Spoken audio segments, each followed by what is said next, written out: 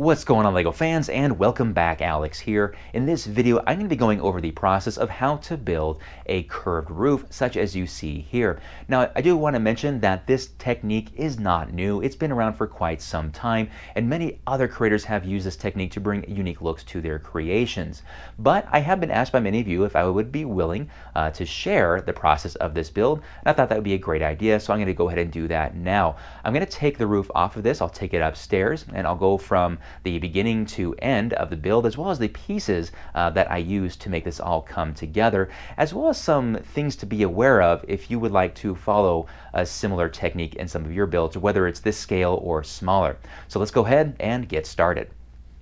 So here are all the pieces that make up the roof. I'll go through each of these so we have an idea of what we need to make this monstrosity. The backbone of all this is going to be the curved train track. Anybody who collects train knows that you end up with an overabundance of these curved rails, so that is going to get us started on this. I've got 7 rows of 6. As you can see, I've got 2, 2, and then 2 on the other way. So there are 42 of these things in total to get us started. So I'll go through each of these piles here. If there's a large stack, I did put a little number in here so we know exactly how many we need. There are 26 of these, and not too many of these right here, so you can get an idea of what we'll need as far as the smaller amount of pieces there. There are 24 of these wall elements. Got these stuck together. If they're stuck together, it's because they're going to be that way when we put this all together. There's 430 of these 1x2x5 translucent blue elements. A lot of those. 63 of the 1x2x5 whites. 42 of the 1x1 whites, or 1x1x5 whites, and 225 of these dark bluish gray plates. And we need so many of those because they fill the gaps between each section of track. 31 of the 1x4 plates, 24 of these. These are the dark bluish gray 1x2x5s. Over here we have a 4x6 plate. There's 12 of those. 15 1x2 plates. Now we have some tiles. 34 1x4 tiles. 16 1x2 tiles. 72 of these 2x2 tiles. Now up here is a stack of kind of ugly bricks. These are old ugly bricks. The situation here is that these are going to be inside. They're not going to be visible, so it doesn't really matter the condition of these bricks. So as long as we end up with 5 columns that are 2x4x10, as well as 26 columns that are 1x2x10, somehow making that up with whatever Lego you have. The color might not matter either. Those are all the pieces that we need. So let's go ahead and get started.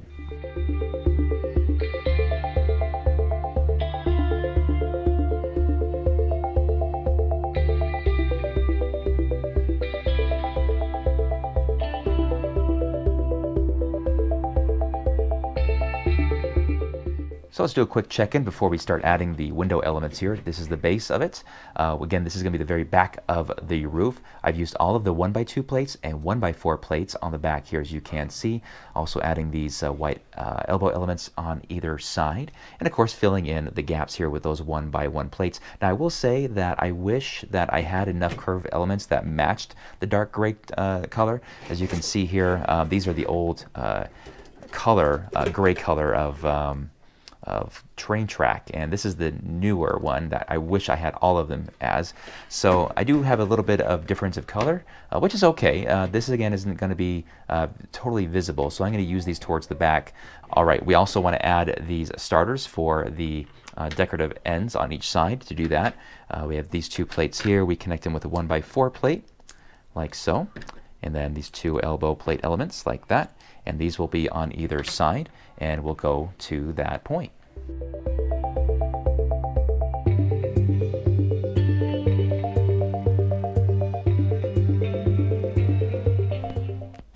So we're about ready to put on the next level of train track, but before we do, let's take a look at this so we can get kind of a good look at how this is all put together. You can see where I'm putting these 1x2 columns here for stability, and of course in the middle we have that thicker one that's going to go right in the middle, but you'll notice that it's going to be covered by the dark gray elements there, so you won't see it when it's all on when it's put back on top of the airport. More of an aesthetic choice there by myself.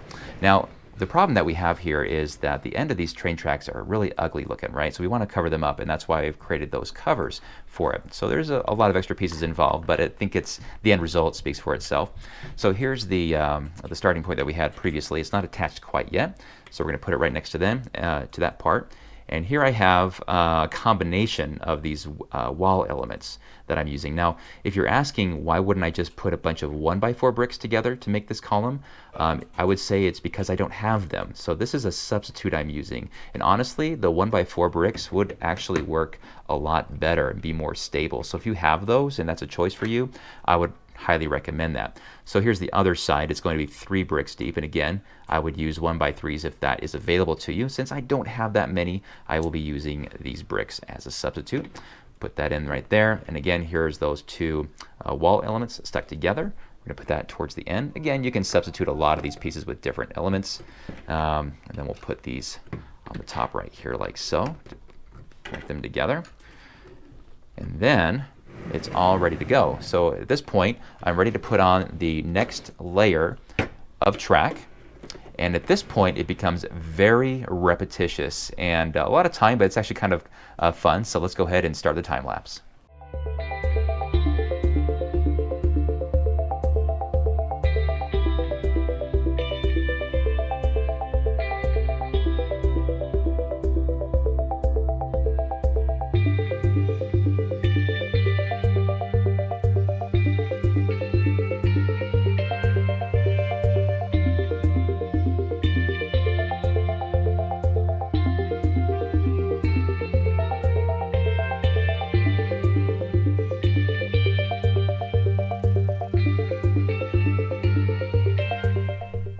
So we got quite a bit done, and as you can see, the roof is almost there, and we can get this thing back on our airport. There's a couple of differences with this last section than the previous sections, and one of those is going to be right here in the middle. Instead of using this thicker column right here, we're using these 2 thinner columns to finish up here at the top, and the reason for that will become apparent when we put that last section of track on. Another part here is at the end of this covering. The previous sections had a plate dividing it, but this one is going to have the bricks actually ending it out. So those are where those bricks were going to go, and the end, and then we're going to put these 1x8 tiles on the end to make that all look nice and pretty. So it looks good. You'll also notice a section of my supports here are missing, and that is because when I put this on my airport, there's a wall right there that it has to accommodate, so I didn't want it to break. So that's, if you were wondering, that's why that is there. So now we have just one section of track to put on, and which is the most important section because it's the facade, or is what people are going to see when they see the airport roof. So we want to make sure this looks good, and we want to make sure that there's no gaps so you can't see through this thing.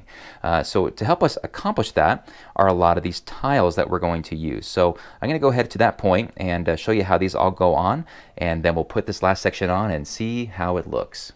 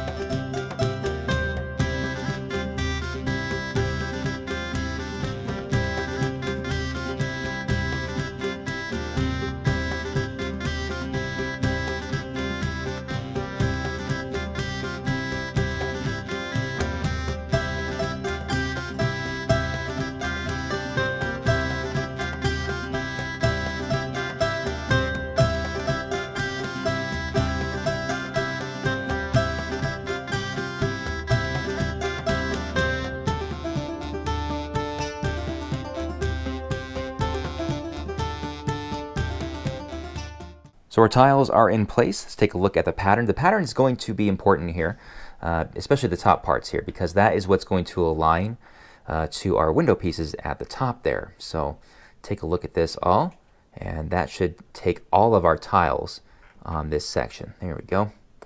And if we go to the top here, I have all of the 1x1 plates in place. So we're pretty much out of pieces here. At the very bottom, the only thing that we have left are these 4x6 plates, and that is because if we lift this thing up here, we can still see through this thing. It's like Swiss cheese, right? So we need to make sure that we can't see through this at all. So we're going to flip this thing over, and we're going to put these on the back side and cover up these gaps.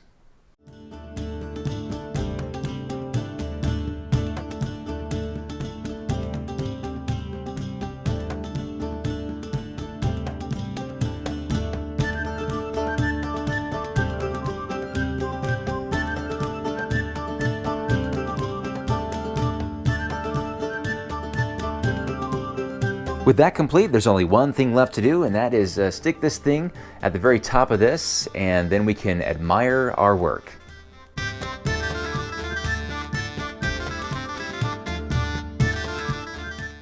So that's how you build a curved roof, at least one of this scale. I will say that when I was designing my airport, I actually built the roof first. And the reason for that was because I wanted to make sure it fit. And the last thing I wanted to do was spend all these hours building this massive building only to find out that the roof size was incompatible. So I wanted to make sure that the dimensions matched the grooves on each end of the roof just to make sure that fit really well. And if you are interested in building an exact replica as far as the dimensions go of this building and airport, I believe it is 92 studs long by 72 studs wide.